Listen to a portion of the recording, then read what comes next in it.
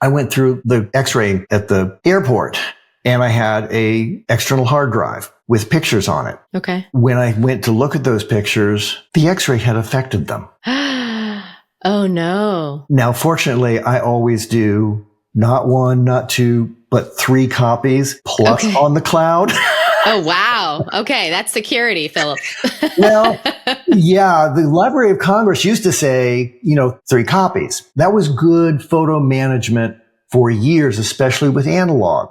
You have 3 copies, 2 different media, and 1 off-site. Okay. Well, with the digital age, now they're saying you need 5 copies. What? Oh, my goodness. Well, because those digital bits and bytes degrade over time. Yeah.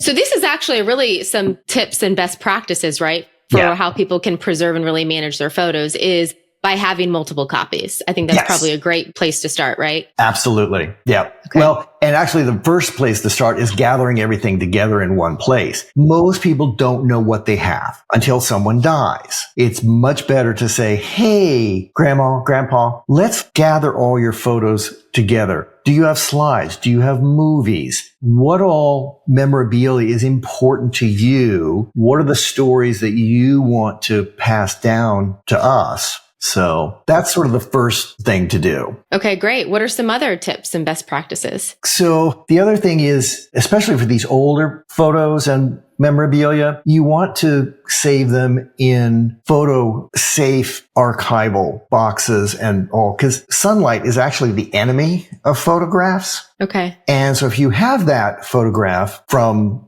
the Civil War, or even of your great-great-grandparent, grandfather, or grandmother, and you only have 1 copy, have it digitized, do another print that you display, but keep that original in an archival sleeve, in an archival box. And when I say archival, going to Michael's or Hobby Lobby and what they say is archival doesn't cut it. Okay. It actually has to have a PAT test, photographic activity test. Okay. So a shoebox is not going to cut it, is what you're saying, Philip. Correct. Correct. Okay. So in my parents' basement, all the shoe boxes and the plastic containers, that's not archival, is what you're saying. Okay. Correct. And actually, you just hit on another one of those things, the basement. It doesn't have to be wet for mold and mildew to start affecting photographs. Okay. And then they become a health issue. And if mold or mildew start growing on them, we can save them by digitizing and doing some digital photo correction, but then you've lost that original because you don't want that in your home. Right. You want to toss it. Yeah. Get them out of the basement, get them out of the attic, get them out of the garage. Photographs really need to live